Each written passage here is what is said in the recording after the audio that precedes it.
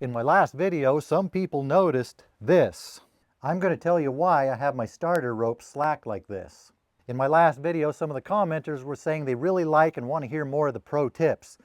If you're expecting me to give you one here, some profound tip like why the pros like to keep their pull handles floppy like this, I'm sorry, I'm going to disappoint you. This is not a pro tip. This is just a patch job I did the other day because I broke my starter rope. And that's what I'm going to show you today, is how to fix your starter rope when you don't have a spare handy. A temporary fix that can keep you going until you get to a new one. Most of the time when I break a starter rope, it's going to be somewhere close to the handle. And what I've found is if you pull the rest of it out, there's still enough rope here to get your saw started. What I did here is I tied this broken off piece to this broken off piece, and here we go. The reason it's flopping like this is because this knot won't let it go in all the way, which is a good thing because it would probably get stuck in there if it did. Or if you don't have enough to tie off on this side, you can just run this through the handle and tie it off on the end.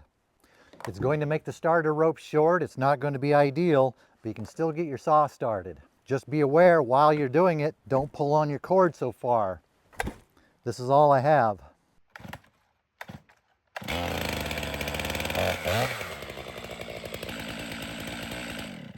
Remember, you're going to have a short pull. Just get it to where the pawl catches, and it's going to be a short pull. That little trick has saved me a lot of days where I didn't have to quit early or have to make a long walk back to where I have a spare starter cord. My original plan was to untie this, then demonstrate how I take the starter housing off, get the rope out of here and do this. But this knot is so tight, it's not going to come apart with any kind of reasonable amount of coercion. I can be a team player sometimes, but not so much as to go so far as to try to undo that knot for you. That's just too much. Somebody might be thinking, duh, this is no big revelation. Anybody could figure that out. Just tie the rope together or tie it off on the handle. This is no big super duper tip. Anybody could figure that out. Have you ever had one of those moments where you thought, duh, I should have thought of that a long time ago? Well, maybe this was one of those moments for somebody else. I have those moments. Well, let's not get into that. Well, that was pretty much the main point of this video, just a quick tip on how to fix a starter rope if you don't have a spare one handy.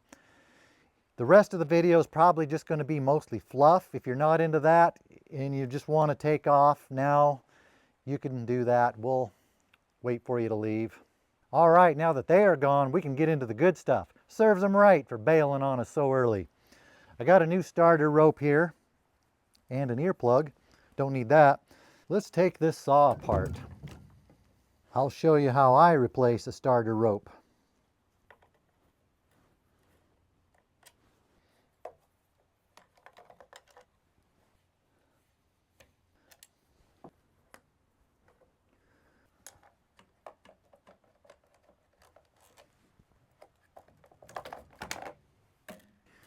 I should mention this video was recorded in front of a live studio audience. Hello.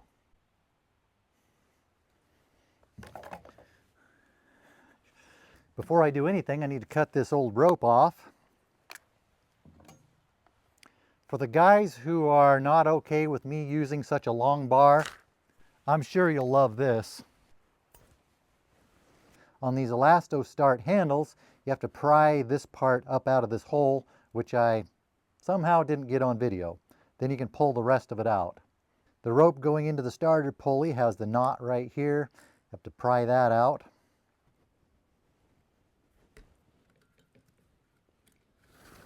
With the Elastostart type, you have to go into the handle this way first. Sometimes it's a little difficult for it to find its way through, especially when the end of the handle is getting burred over like this. Clean that up a little bit. Now it goes right through.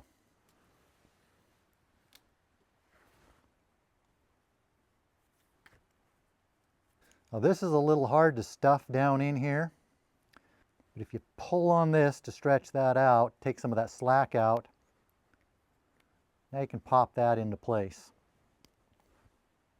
Now we run this into the starter pulley. Don't forget to put it through this hole before you start going into your pulley. This is the slot where the rope comes through. I like to line that with where it comes through here.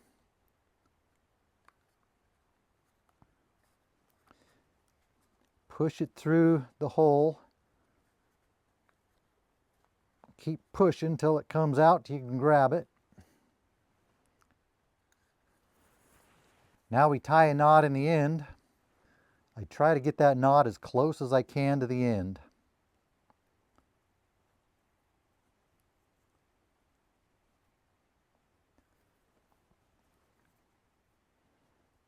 That's maybe a little closer than necessary, but I think it'll be okay. The reason I want that knot close to the end because I don't want excess, so it makes it easier to stuff down in that hole. If you're not sure which way to wrap it, if you turn it this way, the pawls don't do anything and the spring goes clung. But if you wrap it this way, you see the pawls engage. That means we want to pull it this way,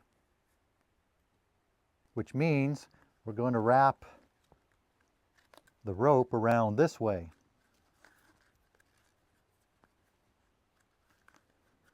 If you want it to be tighter, just make one more wrap.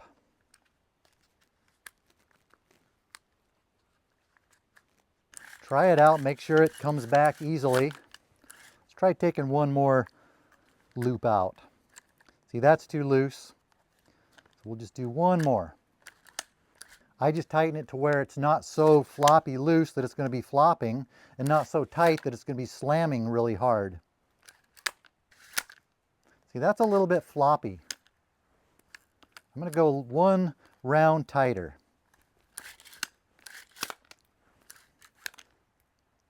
That's better. On a lot of saws,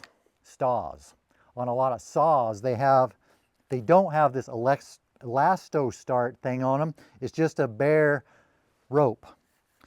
In that case, a lot of times I like to go in here first, tie a knot on the rope, go in this way, then tighten it up, then tie on this side. Now Husky, I think it's Husky, they don't have this open spot here. Well, on Husky, the whole thing's different. But they have a little notch in the side of the pulley here where you can bring the rope up into that notch, and it allows you to tighten it that way. Hard to explain here when I don't have one to show, but if you have a situation where you can't figure out how to tighten the rope because there's something in the way here, look for a little notch in the pulley. That's what that's for. I don't know if that made any sense at all without being able to show you.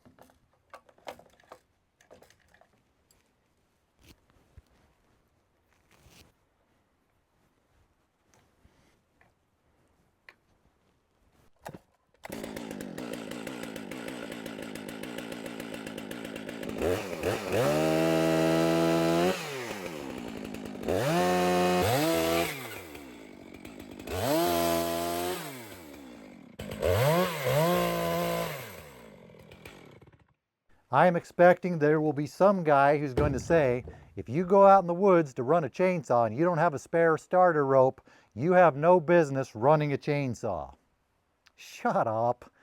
I bet you get invited to a lot of parties. But with that said, I think a starter rope is probably the most high failure part of a chainsaw. I'm trying to think of anything that might be higher failure than that. Not talking about chains that need to be sharpened and need maintenance, filters that need to be cleaned and replaced, but things on the saw that actually break.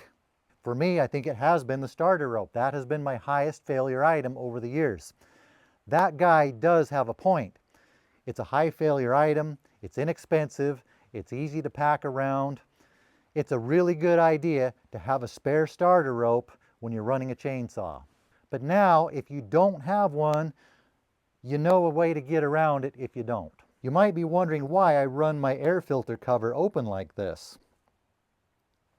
Let's just say there was an unfortunate incident involving a tractor tire that was attached to a tractor. And leave it at that. I think I still have a video out there with that incident. I think the lesson learned from that video is these things are really tough.